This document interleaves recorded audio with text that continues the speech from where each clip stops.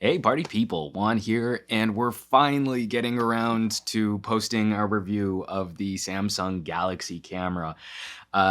First off, I have to apologize to Samsung because we've had this guy for quite a little while. If you've been reading our blog, you might remember that I started posting some teaser pics of this back before CES, and I've been using the camera pretty much non-stop ever since then.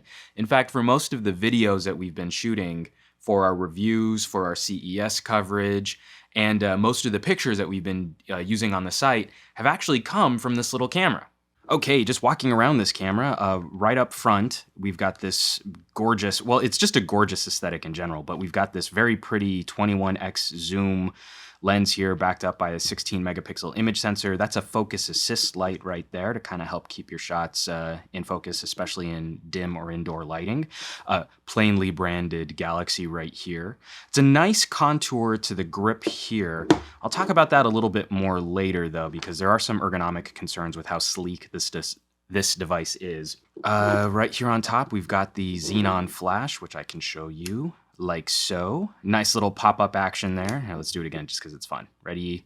Spring! Yeah, it's really nice having a proper Xenon flash, a burst flash on the device as opposed to the LED lights on our phones. Up top, we've got a microphone right there, the power button, that's the flash, a rocker switch, which we'll talk about a little bit more as well, ergonomics and software issues there, the shutter button, and on the right side, the grip side, we've got the headphone jack and the micro USB port, which does support USB host. On this side, we've got the speaker for playback and the button to control the flash. Sproing! Back of the device is dominated by screen. Kind of odd, we would normally call this the front of the device if we were talking about a phone or a tablet or a media player. Meh. On the bottom, we've got the camera thread, which is nice to connect it to tripods. Just as a camera snob, it does kind of bug me that it's not in the center of the lens, so that anytime you connect it to a tripod, you're going to be slightly off center while you're making adjustments, but it probably won't bother most people that are using this as just sort of a point and shoot or recreational camera. And behind this battery door, which we'll discuss a little bit later, this battery door hides the micro HDMI port, the micro SD card, your SIM card for data, and somewhat on the small side 1,650 milliamp hour battery, which we'll get into a little bit more later on. So just closing this all up, let's go ahead and power the camera on. So when you first boot the camera up, it goes directly to camera mode, extending the lens. And I always just kind of like to show off just how nice and pleasant and smooth that 21x zoom is. And once we've left the camera app, we're delivered pretty much into a stock standard TouchWiz enabled Android environment. And it's Jelly Bean 4.1.1. Actually, let's look it up real quick. And yes, 4.1.1. And this is actually one of the reasons why we held off on our review for as long as we have, because I was really hoping there is a minor update to this camera, but unfortunately it hasn't been delivered to the AT&T version yet. And so we were hoping that we'd be able to see what that might have entailed, but ultimately we decided it was just better to get the rest of the review out. And when the update drops, we'll probably write it up on yourtechreport.com. And now that we're at the traditional home screen, pretty much everything that we know and love about Android is accessible to us. If we want to check our notifications, I can check my email from my camera, just like I would any other phone or Android-powered media device. TouchWiz, we've got all of the same kinds of controls up at the top. Separate controls for things like Wi-Fi, Bluetooth, mobile data to turn on 4G LTE on AT&T's LTE network. We've got power saving options, sync options. It's kind of interesting that as a photography tool, all of this stuff can be very distracting, but as a media and entertainment tool, it's all very welcome. And then we have the full power of Android backing us up. Anything that you can get from the Play Store for any of your other devices is probably going to work on this camera as well. So being able to upload directly to Facebook, directly to Google+, directly to Twitter. I use Plume for my Twitter app. But I find that the shift from Android environment to camera app isn't as jarring as I thought it was going to be. And it's a pretty audacious combination of media entertainment and photography. It's kind of fun showing people how Netflix plays better on my camera than it does on most people's phones and even a few tablets. Now, internally, the specs on this camera are pretty crazy. We're dealing with almost the exact same chipset and internals that you'd find on a Galaxy Note 2. For my reviews, I tend to not really enjoy doing a lot of synthetic benchmarks. I don't really think it tells you how a device feels when it's actually in your hand. There are some tablets and phones which don't perform very well on benchmarks and yet perform perfectly adequately when you're using them out in the real world. And there are some devices that perform really well on benchmarks that feel stuttery and laggy.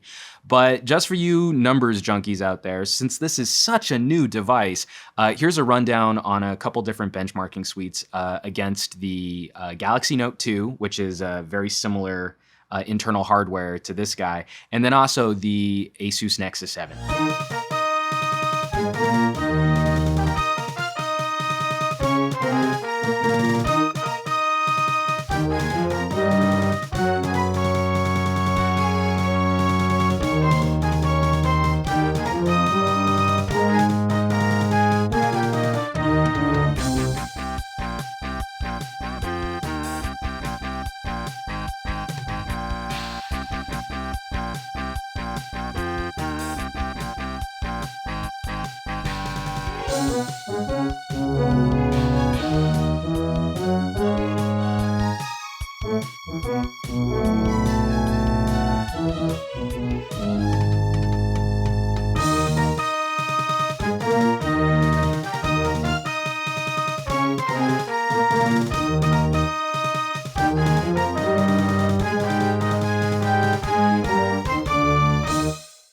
And as you can see, for most applications, this camera, performance-wise, is going to fall somewhere in between the slightly aged Tegra 3 chipset and the new Exynos quad-core found in the Galaxy Note 2. The Galaxy Note 2 is just a media monster. So it's nice to see that, since it's got similar guts backing it up, that the Galaxy camera hangs with it pretty close for most applications. Now, it's going to be kind of hard to show with the setup that I'm using right here, but I was kind of surprised to see that Samsung opted for an LCD panel for the Galaxy camera as opposed to one of their AMOLED displays. Now, I took this camera and put it in a darkened room next to a Galaxy Note 2 and a Lumia 920, and that's when I sort of realized that even though I like the contrast better on an AMOLED display, for something like a camera, where it's maybe a little bit more necessary to have a good outdoor readability, a good outdoor display, the little bit of extra brightness that you can crank out of an LCD probably makes more sense. So unfortunately, you don't get that really insane deep black level where it's hard to tell the edge of the screen from the rest of the display and the bezel. But the camera is a little bit easier to see outdoors. So enough of all this Android conversation. How is it as a photography tool? And the answer to that question is, it's pretty good. It's a 16 megapixel backside illuminated CMOS sensor, and it is a point and shoot style image sensor, the same that you would find in many point and shoot cameras. So while low light photography is much, much better than what you'll find on most phones, it's still not going to be comparable to, say, a low-end SLR. And at the price that the Galaxy camera comes out at, that's where you have to weigh the fun and convenience of having a premier multimedia device versus a entry-level photography device. There isn't going to be a lot of overlap between those two camps looking for photography solutions. So right now, we just want to walk through some of the features of the camera app built into the Galaxy camera. This is a very awkward setup for me because I want to show what the camera is looking at while talking to you guys and recording the Galaxy camera at the same time. So for those of you at home counting, I've got 3 camera tripods and a microphone stand just to make sure you guys can see what's going on here. Walking around the camera app, it starts out with just a very basic auto mode. And this is going to be your stock standard point and shoot kind of photography mode. And honestly, the Galaxy camera does a very good job of capturing snapshot opportunities in auto. Most of the time that I was using this camera, it was in auto. We'll get into the more manual modes in just a sec, but I didn't feel that my tweaking different settings actually presented significantly better pictures, as opposed to some of the point and shoot cameras that I've worked with where you want to tweak your own settings just a little bit. With the exception that the Galaxy camera tends to overexpose slightly, for the most part, it does a pretty good job of guessing what settings will be best depending on what you're trying to shoot. These are quick toggles, and it took me a second to figure out what exactly they were for. So if you tap on this camera icon, it automatically takes a picture. And if you tap on this video icon, it automatically jumps into video. And that actually took me by surprise because I thought it would be tap the camera icon to go into camera settings, tap the video icon to go into video settings. Instead, it's an auto toggle. So when you're in video mode, to tap that camera icon will automatically take a picture, and it kind of helps you keep you from missing an opportunity. You really want to jump into video quickly. You don't want to go through a menu to then find the video setting to then start shooting video. You can just hit the quick toggle and it automatically jump into video mode for you. Now, Samsung has also provided a number of smart settings, and these are sort of the normal opportunity style shooting customization options that you'll find on most point and shoot cameras. Now, most point and shoot cameras have some kind of fireworks mode, so you can take pretty pictures of fireworks at night. And that's what the smart settings are here. The first one right off the bat, this rich tone mode, it took me a little while to figure out that is the camera's HDR mode. So it takes a series of shots, blends the colors and the exposures to give you highlights and lowlights much, much better than if you just took one image. And it works really, really well. Even handheld, the optical image stabilization on the Galaxy camera is good enough for most HDR snapshot opportunities. There's a built-in panorama mode. There's a built-in waterfall mode so that if you put the camera on a tripod, it'll do a long exposure to get those really pretty streaks of water as it falls from the waterfall. I thought silhouette was actually kind of interesting because there were so many times where you're taking a picture of someone, like say during sunset, and the light hitting the camera is so bright that it doesn't expose the person properly, but you get a really pretty image of the background with someone in silhouette. Silhouette mode does that for you, and it's actually pretty nice. Again, sunset mode, if you want to take a nice picture of a sunset, a nighttime photography mode, a fireworks mode. Light trace, again, it's kind of interesting that this is a separate mode. Light trace, like when you take a picture of a freeway at night and you see just the streaks of headlights and taillights, it's a very, very pretty photographic effect. But to have a separate mode for it is, in my opinion, kind of silly because all light trace is a long exposure. So if you went into manual and you set the shutter speed for a really long exposure and you put the camera on a tripod, it's pretty much the same effect. Beauty face mode, I didn't play with this a whole lot because really there's not a lot of software help that my mug is gonna get. But what it does is it's really more of a filter than it is a photography adjustment, where it'll go through the image and scan the image and try and soften blemishes and fix skin tone issues. It's nice in theory, but I actually can't tell a huge difference between beauty face and a regular snapshot when I've used it on my own face. Best photo is another one of those auto modes, which the camera will take a series of pictures and then try and figure out which one is the best for you, as opposed to a setting like best face, where in the best face mode, it'll take 5 consecutive shots and then you can pick which one you like the best out of those 5. There's a landscape mode and a macro mode. Action free is another one where it's sort of silly that it's a separate setting when really all you're talking about there is shutter speed again. You get a fast shutter speed, bright outdoor situations, and you've basically got the same thing as action. Okay, moving through. Now, moving on to the manual settings. Now, Samsung calls these the expert settings. And I appreciate that Samsung thinks I'm a photography expert because these are the settings that I like to do. One of my favorite controls on most cameras is having an aperture priority mode. Now, this controls how wide open the lens is. On larger image sensors like APS-C, the Canon Rebel, the Nikons, the Canon 7D, the wider the aperture, the more pleasant the background blur is in your photo, and the better low light photography you have, because the aperture is how wide open essentially the lens is. And so when you make it as wide as possible, you're letting in far more light, but then also it alters the amount of space that's in focus, because the image sensor is one of the smaller point and shoot image sensors on the Galaxy camera. It's kind of hard to tell background blur. Looking at the difference between a shot taken at f2.8 and, the extreme end, and a shot taken at f8, it's kind of hard to tell what blurred out in the background. There's not a lot of difference, and that's mostly due to the smaller image sensor on the inside of this camera. In this expert mode, you also have controls for the exposure if you want to underexpose. One of my favorite tricks is to leave the aperture open as wide as possible and then subtly underexpose, like 1/3 of a stop or 2/3 of a stop. And then if I need to, I can always fix that in a photo editing app or at my computer to brighten it back up. You can max out the ISO, but really the camera does pretty well automatically adjusting the ISO for you. And there's a shutter speed priority setting. And now this is the opposite, where you control how fast the shutter goes, then the camera will make adjustments to the aperture. And so this just allows you to control the exposure and the ISO. It will control the shutter speed and the aperture, and you just tell it if you want the scene to be a little bit darker or if you want the scene to be a little bit brighter. And then it also allows you to control the ISO if you choose to. And then lastly, we have a full manual mode where you get to control every aspect of the camera. I did not use full manual very often because it's kind of hard to make adjustments quickly on a touchscreen. And so this is the menu that pops up whenever you turn on voice commands. So you can take pictures by saying smile, cheese, capture and shoot, record videos, use a timer.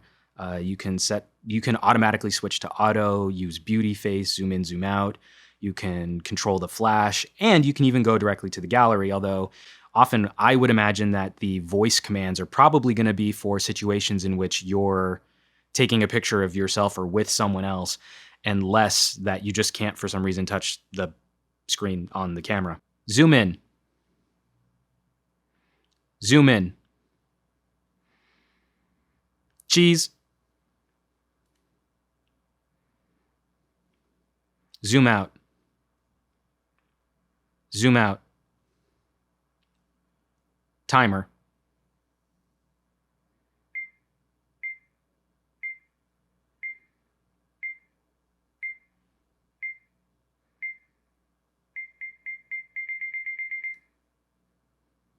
And now from here, we can also see Samsung has a pretty good collection of other controls. White balance, whether or not the flash is on or off, and that also depends on whether or not you've popped it up.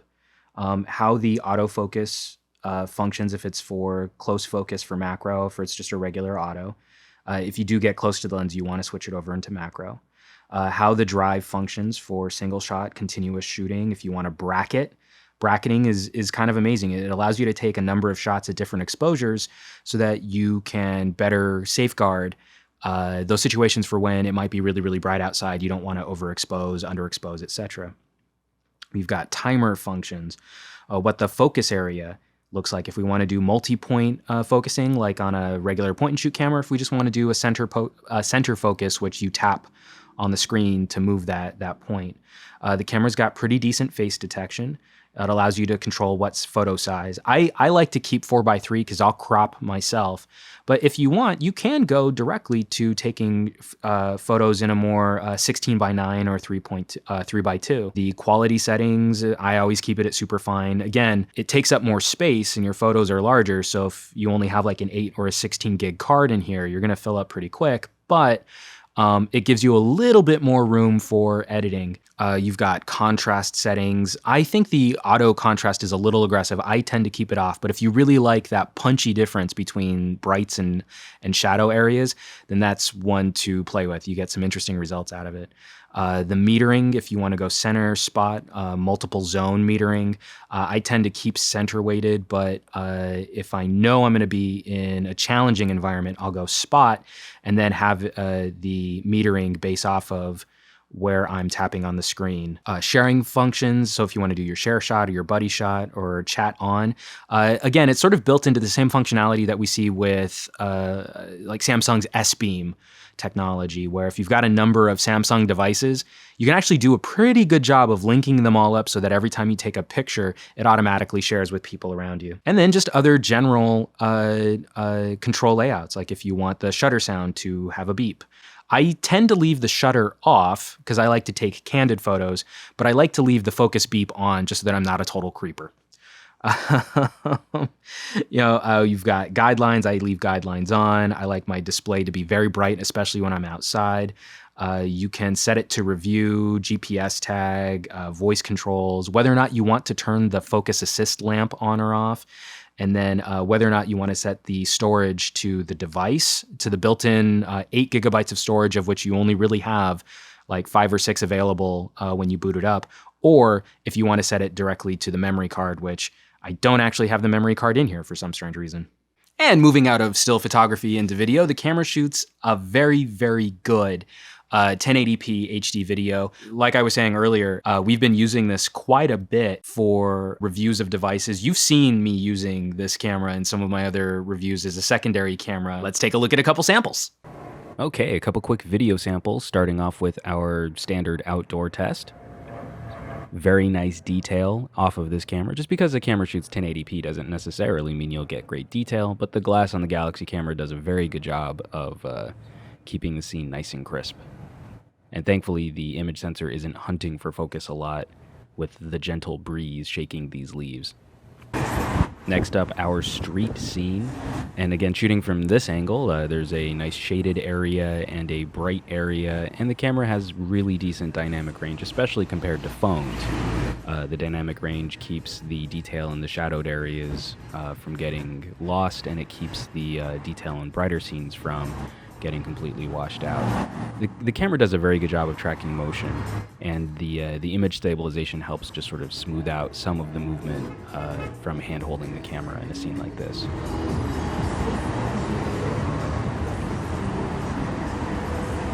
Now I just wanted to show how slow the zoom actually is.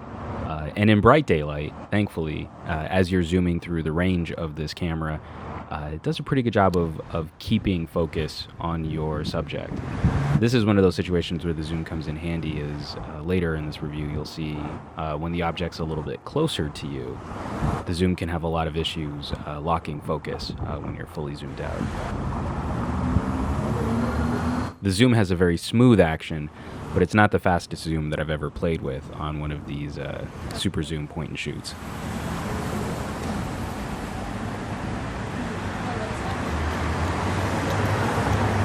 Now into a couple nighttime scenes, and again, the dynamic range on display, very, very nice.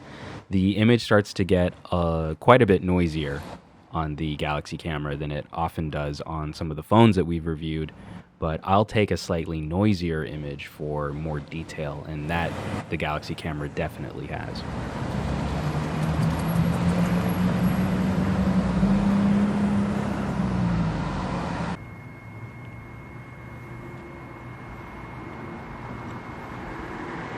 And in this scene especially, the neon lighting, you don't completely lose the detail of the words that the neon lights spell out.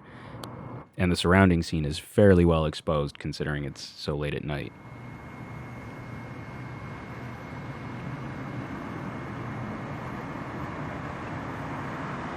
The camera does an admirable job of trying to lock focus as you extend the zoom late at night. But very few cameras, I think, would actually perform this test well. And as you can see, as I hit the outer limits of the zoom, the focus starts to hunt quite a bit, and the camera starts to lose track of what it's trying to focus on.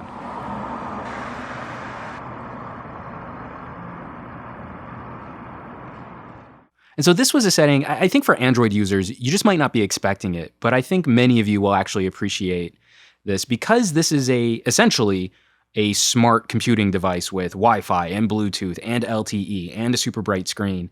It has very aggressive power management settings. And so when you're going through you'll want to go through these menus because the camera will go into an extremely low power hibernation state depending on how you set these. And usually I have this set for 1 hour.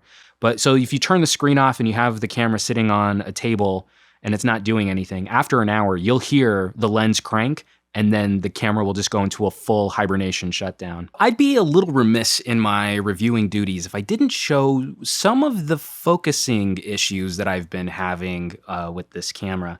So when you're fully zoomed out, this camera has phenomenal tap focus. You tap on something, it focuses, and it's genuinely very, very good. And at the very beginning of the zoom range, again, very nice focus. But as the lens zooms further and further away from the camera, there's a middle range and the far end where you have to be pretty far away from your subject for it to focus accurately. So here, the Galaxy camera is about 3 feet, maybe 4 feet away from the Nokia Lumia that's actually recording this part of the video right now. And as I get closer and closer and closer, the camera starts to have more and more problems focusing in.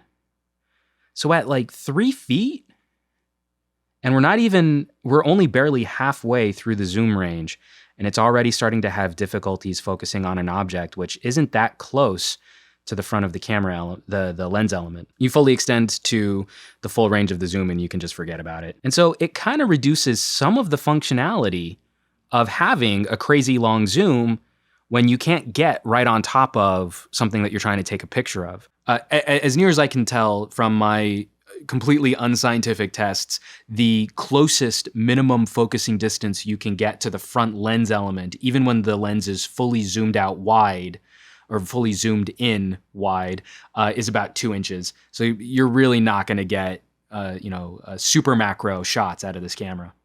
And so one of the other things that you'll want to be careful with while using this camera, there is a tendency to overexpose. Thankfully, after the small update which rolled out for this camera, it fixed a bug where it didn't matter what you did to the exposure settings. You would take a picture with the flash and it would be completely blown out. And so that's not the case anymore. Even something as simple as coming in and dialing back your exposure, like I said before, even just 2/3 of a stop will help maintain detail in brighter areas of the frame without the shadow areas of the frame being just a mess of black noise. Now, the marriage of Android and camera isn't quite perfect, and there are a couple little usability concerns that we should discuss. Probably the most significant is the zoom rocker, which when you're in Android mode doesn't control the camera lens because the camera lens is retracted. It acts as a volume rocker, which on its own is actually quite welcome because I don't think I would want more buttons on this device, especially just to control something like how loud the speaker is on the camera. Unfortunately, that is a hard division, that Android and camera app. So when you're using other camera apps, third-party camera apps like Vignette or Instagram, those apps don't know that that rocker controls the lens. And then just so you guys can see, so in the camera app, we can zoom in and zoom out. But in Vignette, my favorite camera app for Android, when we fire the camera up, it will actually recognize the camera, but this is being used to take a picture because I have a setting on it so that the volume rocker will take the picture. So that's not really Samsung's fault, but it's kind of a bummer when you're firing up Vignette and you can't utilize the zoom on your awesome Android-powered camera. What I would often find myself doing is taking a picture with the camera app and then feeding it to Instagram or to Vignette if I wanted to apply filters or edit or crop. One other hardware concern that I have is the battery door on the device. This was almost always a second device for me. I always have a phone on me, usually a phone and a spare battery on me. And so in trying to keep light so that I didn't have to carry an extra bag or a backpack with me, I would often throw the Galaxy camera into a back pocket. Taking the Galaxy camera out of a back pocket, this little switch, which keeps the battery door in place, very frequently would get snagged on my back pocket, especially if I were wearing jeans, and I would take the camera out of my pocket only to have that door flip up. And as you can see, it's a very small piece of plastic which keeps this battery door in place. And it's one of the few areas of the camera that doesn't feel very solid. It doesn't feel very secure. As you tap it, you can feel this jiggling around. And so if there's a failure point on this hardware, I would worry that it's there. For a lot of you, the way that you would use this device, especially as a media and entertainment device, that might not be a tremendous concern, but you do want to take a little care with how this flap locks in place. just the hardware itself, as sexy as it is kind of hard to hold sometimes, especially if you're using the camera for long periods of time. It's very much appreciated that this is a textured grip here on the side and it fits my fingers very, very well, but you can't really hold on to the camera with your thumb because the back of the screen is a touch screen. So you can't hold the camera and use the shutter. You end up doing a two-handed approach, or sort of like a three-fingertip and finger on the shutter, and then maybe you back it up with a thumb, something to kind of help stabilize it. I kind of wish that the textured area here would have continued onto this slope, and it would have given me just something a little bit more to hold on to. I don't know if you're like me, I got pretty sweaty hands, and so using this all day, I took it with me to a wedding, I took it with me to CES on the show floor, and there's just so much humanity, there's a lot of heat on the show floor, you end up sort of working through your deodorant faster than you think you might. That's why I would definitely recommend for you guys and gals using the Galaxy camera that you do use the supplied lanyard, this little leather strap, sort of Wiimote style, to hold on to it, because it just gives you that extra drop protection security, because it's just such a gorgeous piece of hardware. It would kind of break my heart if it were to ever take a tumble from my height onto concrete. I don't know how well this thing would survive that kind of a drop, and this gives you just that little extra added protection to make sure that you don't ruin a pretty nice gadget. The battery life is good, but it's not great. That 1,650 milliamp hour battery is small for a phone. A device like the Galaxy Note 2 is going to have a ridiculously large battery. I believe it's a 3,100 milliamp hour battery. So this is almost half the battery capacity of a Galaxy Note 2 with similar internal hardware and a very bright screen with an LTE data connection. You're probably not going to be using this device to push email on multiple email accounts and keep all of your social networks syncing in real time. But the more you use mobile data with the super bright screen, and if you're doing things like taking video, you can expect the battery to drain pretty quickly. Even just during the course of this review, which has taken me about an hour to shoot all the elements of it, the battery has dropped from 95% to 83%. So that's definitely something to be concerned with, but that extra functionality makes this one of the most interesting Swiss Army knife multimedia tools that I've ever used. It really harkens back to having a media player, like an iPod Touch or something like one of the old Galaxy players. But instead of having just the weak little camera module, especially on the iPod Touch, what if we took that same idea, that same concept, and put really fantastic glass right in front of the image sensor? And the result is something very interesting. It's a device which, if you were considering having a mini tablet or a media player like an iPod Touch kind of device, and you were also looking at buying a point and shoot camera, that this fulfills both roles so well that it becomes a much easier recommendation, especially after having used Nikon's version of an Android-powered camera.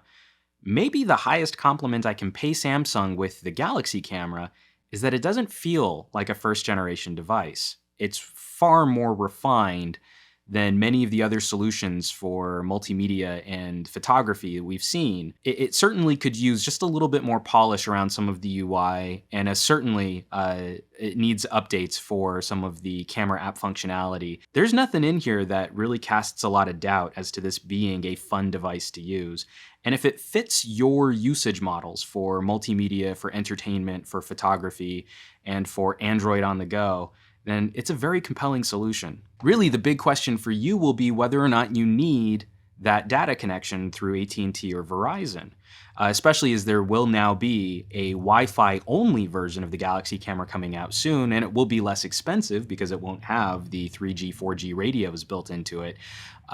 This becomes a very compelling solution for many, many more people out there who want, sort of a Swiss Army knife multimedia tool, and they don't want to drain the battery on their phone all the time to take pictures and video.